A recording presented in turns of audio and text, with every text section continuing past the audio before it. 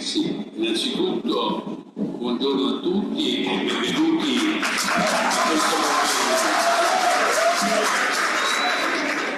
Io ringrazio il professor Guido Clemente di San Luca per aver organizzato questo incontro convegno, chiamiamolo così. Vi faccio i complimenti per la sua pubblicazione Calcio e Diritto. Io non l'ho letto, ma lo leggerò molto attentamente, eccolo qua, quindi lo vedete, no? Professore, io vorrei levarle ogni dubbio sul mio essere tifoso o meno del calcio Napoli, visto che lei vive in questo dubbio amletico. Vede, professore, da bambino mio padre Luigi mi portava alle partite dove veniva portato in processione il ciuccio. Poi, voglio dire, la mia famiglia nel 54, 69 anni fa, produsse l'Oro di Napoli, diretto dal grande Vittorio De Sica, no? Quindi voglio dire, il nostro legame con Partenope viene da lontano. Mio nonno di Torella dei Lombardi si trasferì a Torre Annunziata, dove si innamorò di mia nonna, e per amore fondò un pastificio nel 1929, pasta di extra lusso Aurelio De Laurentiis. Penso un po'. Allora, pensi un attimino. Lei crede che se io non fossi tifoso del Napoli sarei rimasto per 19 anni? Ma le dirò di più. Io sono tifoso di Napoli, Napoli città.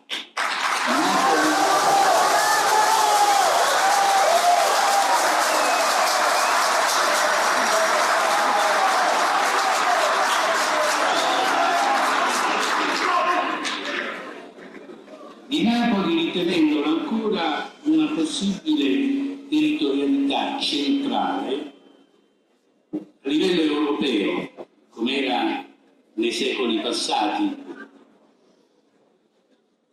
Per molti aspetti io combatto ancora per privilegiare l'immagine di Napoli in tutto il mondo, differenziandola dalle altre pur belle città italiane e anche regioni italiane, perché come lei sa l'arricchimento ma anche l'incasinamento del nostro territorio dipende dal famoso periodo del 1200 dei comuni, no? Tant'è che la prima trasmissione televisiva, visto che lei ha i capelli bianchi come me, non so se lei si ricorda Silvio Noto con Campanile Sera, se lo ricorda? Pensi quanti anni fa, e non è cambiato nulla ancora. Allora io opto per equiparare il sud al nord in un compendio tutto italiano, e non a caso quindi sono proprietario anche del Bari, un Bari che ovviamente mi si dice cosa succederà se, visto che siamo secondi in classifica, dovesse di diritto essere promosso in Serie A. E lo cederemo a qualcuno che però ci dovrà dare la garanzia di saper gestire una squadra di calcio come si gestisce un'opera dell'ingegno. Veda, io vengo dal cinema e la nostra famiglia saranno 80 anni che è nel cinema, quindi ho avuto due grandi maestri, mio padre che si era laureato in giurisprudenza qui a Napoli e anche il russo e il bulgaro all'orientale, e mio zio che invece era molto più istintivo, non aveva potuto studiare, voleva fare l'attore e poi si è messo dietro la macchina da presa. Quindi ho avuto due grandi maestri che mi hanno insegnato un po' a capire questo mondo complesso del cinema, perché il cinema è, professionalmente parlando, senza togliere nulla a nessuno, estremamente completo come attività, perché si va dalla creatività, ma per creare un'opera dell'ingegno attraverso un processo industriale ce ne vuole. E quindi uno, se non ha fatto la gavetta e l'esperienza, cosa che ho avuto la fortuna, avendo due maestri come mio padre e mio zio, di poter fare, quindi ho fatto un'università effettiva, toccando con mano. Mira, noi avevamo 18 avvocati con il capo degli avvocati in una grande stanza. È lì che io ho imparato a vedere come si realizzavano i contratti per gli scrittori, gli sceneggiatori, come si acquisiva un'opera letteraria. È lì che ho imparato a verificare la differenza tra diritti d'immagine e invece un rapporto di dipendenza, che poi ho applicato nel mondo del calcio, perché se lei vede i miei contratti con l'allenatore o con i calciatori, sono specchiati ai contratti con gli attori o con i registi. Chiaro il ragionamento? Quindi, quando non mi si capiva qui a Napoli, nel mondo del calcio, forse era per questi, è perché io ero molto concentrato a cercare di dare una impostazione industriale da vera società per azioni, perché quello che si è sempre ignorato, io non mi stancherò mai di dirlo, è che Veltroni, che tra l'altro è stato un allievo scolastico di mio padre, nel 96 cosa ha stabilito? Ha stabilito che i club non erano più club, e quindi non erano qualcosa per far venire fuori l'immagine del proprietario, che poi faceva solo dei casini di ogni genere, rispettando Lorenzo, ma lui stabilì che erano delle società per azioni con finalità lucrative, e lì è cambiato il mondo. Ma poiché tutti i miei colleghi venivano da una conduzione vecchia, superata, obsoleta del calcio, se lei immagina che noi abbiamo la legge 91 che è dell'81, quindi 42 anni fa, se lei immagina che la legge Melandri che ci rompe i coglioni da 20 anni, come si fa a dire noi dobbiamo curare i bilanci delle società che sono in perdita?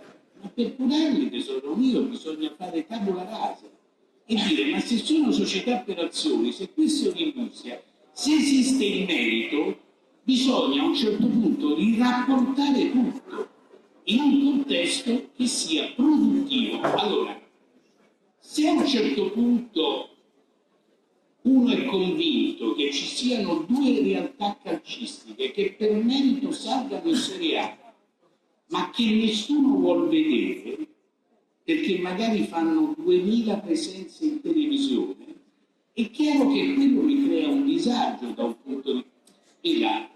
È molto difficile, perché democraticamente a tutti dovrebbe essere dato il diritto di arrivare. Però ci sono dei limiti, perché il calciatore che viene dal basso può, attraverso l'esperienza, affermarsi e arrivare in alto. Il pilota di go-kart, passando per la Formula 3, la Formula 2, arriva in Formula 1. Ma la Formula 3 non può restare nel campionato di Formula 1, perché diventa perdente. Allora, il campionato di calcio, se compendia delle squadre che non hanno le capacità economiche, è chiaro che diventa un campionato già forzato, già sballato, già compromesso, e questo nessuno lo vuol capire. Ma poi soprattutto che cos'è che è grave? Che lo Stato è assente. Prima Gravina faceva un racconto di che importanza hanno sul piano sociale, sul piano della redditualità e del gettito fiscale. Però siamo stranieri in terra, siamo misconosciuti. Che cosa succede? Dicono: ma voi siete miliardari, voi vi riempite di debiti, voi strapagate i calciatori. Allora io vi dico che qui il grosso problema non sono i calciatori, il grosso problema sono i procuratori. Allora io ho chiesto alla FIGC, e mi dispiace che Gravina è andato via, mi studiate una modalità per cui una squadra di calcio può lei stessa esercitare la procura di un calciatore, in modo tale che leviamo subito il biscotto dalla bocca di chi non ha la digeribilità per poterlo fare, perché innanzitutto perché i contratti devono essere di 5 anni? Perché qui si creano le cose nel passato e non si cambiano mai.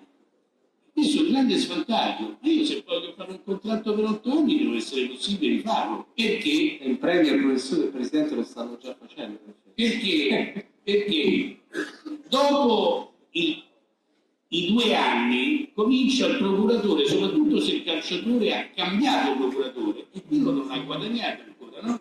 Allora comincia a dire, oh, tu devi rompere le scatole, tu devi fare questo, in modo tale che loro si stancano, ti vendono e quando noi vendiamo io mi prendo 5 milioni di commissione, 10 milioni di commissione. C'è stato un procuratore, Nino Raiova, a Cialanena sua, simpaticissimo. A lui era uno che prendeva 25, 30, 40, 50 milioni di commissione sulle spalle di chi? Sulle spalle di un club. E poi si creano le sperequazioni, i casini bilancisticamente parlando, i fallimenti. Allora, il discorso è molto semplice. Qui abbiamo la FIFA, e voi avete visto su Netflix che cosa ha combinato la FIFA negli ultimi 20 anni. L'avete visto? Perché se non l'avete visto, guardatelo. Si sono rubati miliardi e miliardi e miliardi, perché la verità è che poi FIFA e UEFA dove stanno? Ginevra, vicino, a Lyon, e Zurigo, fuori da qualunque tipo di giurisdizione di carattere europeo. E nessuno li controlla, perché poi si sa, il calcio, che mi dà il biglietto, che mi fai venire, che mi inviti, che mi fai, che mi ha un grande passepartout. Ahimè. Io che sono molto rigido vengo contestato. Io che sono per la legalità totale vengo contestato. Mi si dice non sei tifoso. No, io sono per l'organizzazione che funzioni, dove tutti hanno diritto, ma non hanno diritto. Se io vi faccio vedere quanti sono stati arrestati dai nostri tutori della legge napoletani nell'ultima partita per spaccio di droga, perché avevano una quantità di droga enorme, i signori della Lazio, 3 sono stati arrestati. Ancora io non faccio entrare i fumogeni, i botti, i petardi ai nostri, e quelli sono, non so come hanno fatto ad entrare. C'è stato un bambino, un ragazzino che si è pure ustionato, fortunatamente sono stati arrestati. E noi voglio dire, tutto ciò viene scambiato come però nel calcio non si fa così, no, nel calcio bisogna sostenere la squadra, c'è un modo di sostenere la squadra, perché Madame Thatcher nell'86 ha creato una legge in Inghilterra che ha svuotato gli stadi per 2 anni, poi guarda caso allontanando gli hooligans li ha riempiti a dismisura, dove i bambini possono per mano vedere in tutta tranquillità una partita. Da noi invece arriva il bambino con il genitore, che fai? Non ti sedete lì, quello è il posto mio. Ma non è il posto tuo, guarda che c'ho questo numero nel biglietto. Ma via!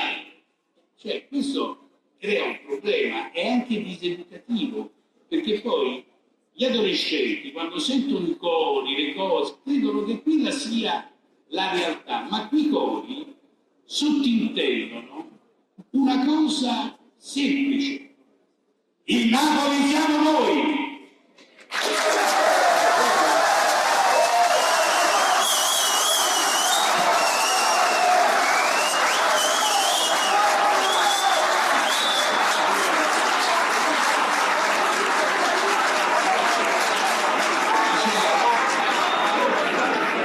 È chiaro il suo no alla Superlega, ma la UEFA potrebbe intervenire e andare incontro alle richieste del club visto.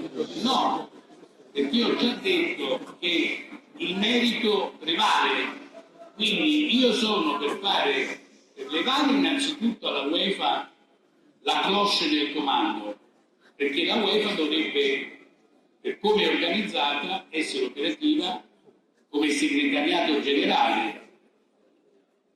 Allora a questo punto uno dovrebbe stabilire, siamo in 27 paesi in ogni paese, a seconda dell'importanza, le prime X che si qualificano ogni anno nel campionato nazionale devono partecipare a questo campionato europeo dove tutti contro tutti, perché se no queste palline che aprono e che poi fanno anche dei bluff non hanno senso, tant'è che vincono sempre gli stessi alla fine, più o meno. E allora voglio dire, uno dovrebbe dire: se ho vinto la Champions, è bella che la Champions io la gioco contro tutti. È chiaro il ragionamento? Ma vedi, la vinciamo, pure di dire la vinciamo, festeggiamo lo scudetto, poi alla fine ci portiamo iella da soli.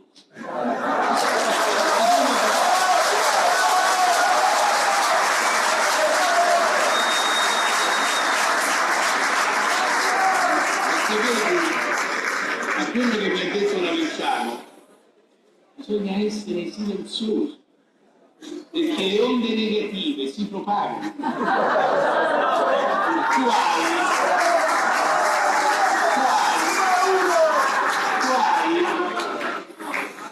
Tu hai la militanza contraria alla napoletanità. Perché? Perché sanno tutti che la napoletanità ha una marcia in più. E allora è temuta. Tutti i migliori avvocati vengono da Napoli. O no?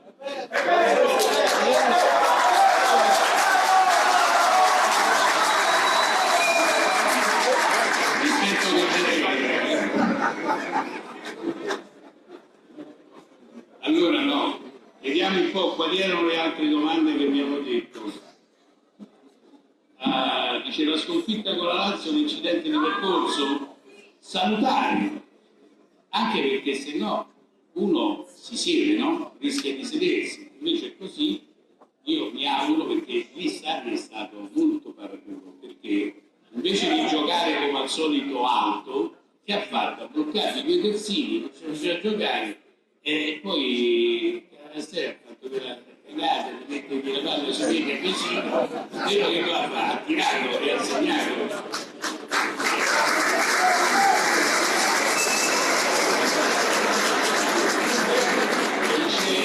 Tema Champions e scudetto, ma io mi auguro entrambi.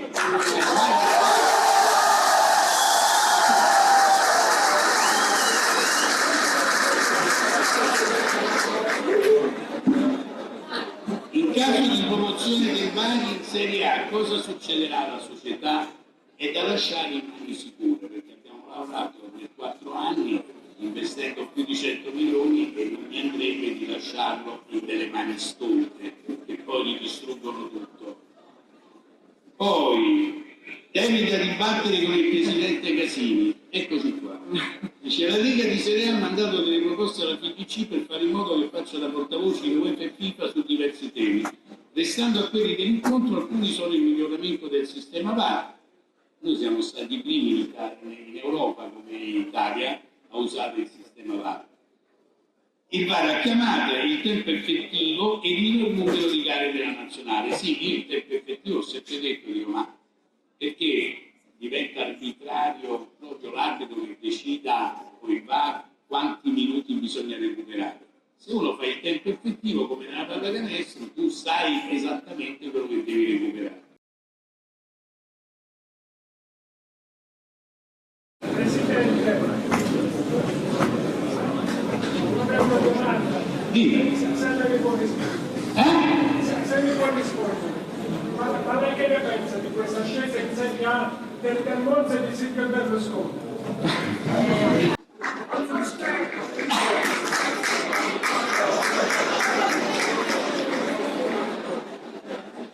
Devo dire che Silvio Berlusconi poi è stato, vedi, Silvio Berlusconi nasce come costruttore, no? A Milano 2, Milano 3, poi a un certo punto prende Canale 5, poi Mondadori gli vende Rete 4, Emilio Berlusconi gli vende Italia 1 e mette in piedi Pubblicitaria. Io le faccio questa domanda perché Berlusconi ha dichiarato che è stato il presidente di forza fascistica che ha vinto tutti. È vero, lui ha vinto molto. Stavo dicendo che è stato molto bravo perché lui, per diventare onnipotente in Lombardia e un po' anche in Italia, come doveva acquistare la sua popolarità? Attraverso lo sport più popolare. Cioè, non è che lui veniva dal cinema, per cui non gliene poteva fregare di meno. Lui veniva dal mondo delle costruzioni e quindi ha preso il Milan e lo ha portato a livelli molto alti. Poi la sua amicizia con Craxi ha fatto sì che avesse anche i telegiornali che erano soltanto proprietà della RAI all'epoca, il che gli ha aperto un mondo. Poi sappiamo come è andato a finire con il povero Craxi e quindi io mi ricordo che nel 2004 io devo andare a Parigi a comprare l'ultimo dei Moicani e mi fermo a casa di Berlusconi ad Arcore e lui che c'è Silvio? No, questi mi vogliono levare le televisioni, no? Ma che te frega? Ma vai a Los Angeles, comprati la Metro Goldwyn Mayer, in vendita c'è che il Cori anche la vende per 5 miliardi di dollari, vendi tutto, fotte te, ne vai là. Io devo scendere in politica. Scendere in politica? Sì, io devo scendere in politica. E poi io con Enrico Vanzina, mi ricordo, andammo a curiosare alla Fiera di Roma dove lui fece la presentazione di Forza Italia con Casini, c'erano e con questo e lui, una grande genio qual è? Che aveva fatto? Aveva preso tutti i suoi venditori della pubblicità, di Publitalia, e li aveva inseriti nel contesto della politica, cosa che tutti gli altri politici non avevano mai preso in considerazione né avrebbero saputo fare. Quindi all'americana fece questa, diciamo, contestualizzazione della sua idea politica e vinse a man bassa. Lo ricordate? Nel 94. Poi ha avuto 3 opportunità, poi ha preso il trip che la magistratura ce l'aveva contro di lui e quindi ha combinato delle cose che non gli hanno portato certo fortuna. Poi questo è un paese purtroppo dove in America, dove tu sei veramente qualcuno, perché l'America è un paese che sta a gambe larghe e dice ce l'hai la potenza per fare l'amore con me? Io sono qua e ti aspetto. Se sei in grado, senza Viagra, io ti accolgo e fai di me quello che vuoi.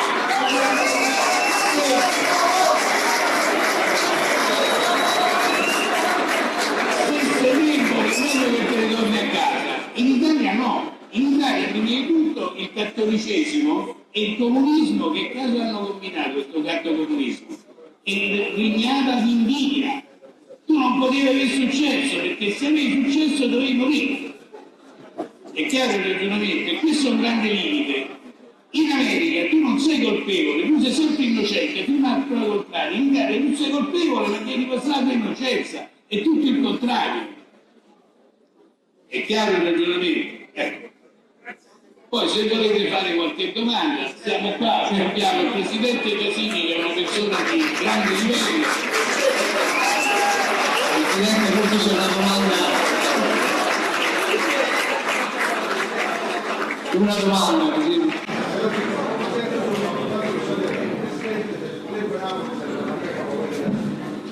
Qualche anno fa abbiamo iniziato il discorso di Official Quantum. Ah sì, scusate, l'ho incontrato nel 94, non nel 2004, Berlusconi, ma non lo prego. Scusate. Grazie Nicola. Abbiamo iniziato il discorso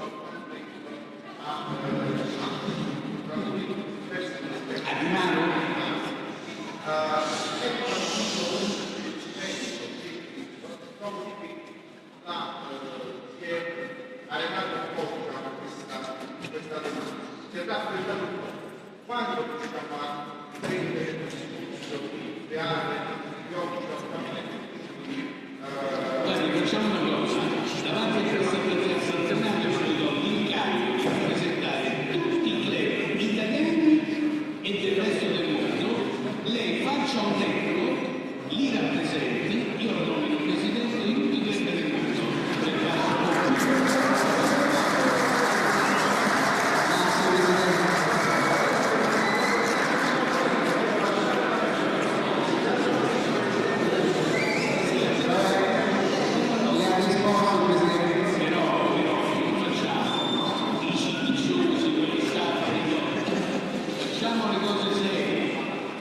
facciamo le cose da grande tempo moderno che si proietta nel futuro. Perché vedi, quando io devo ricevere dal questore di Napoli, bravissima persona, abbiamo arrestato, abbiamo tassato, quello portava la droga, quell'altro portava la pistola carica, quell'altro ha scavalcato per rubare il posto d'asilo. Così non ci si comporta, cioè noi dobbiamo diventare lo specchio della legalità, perché lo sport è soprattutto l'emblema per le giovani e future generazioni, quindi deve essere lo specchio della legalità. Grazie Presidente.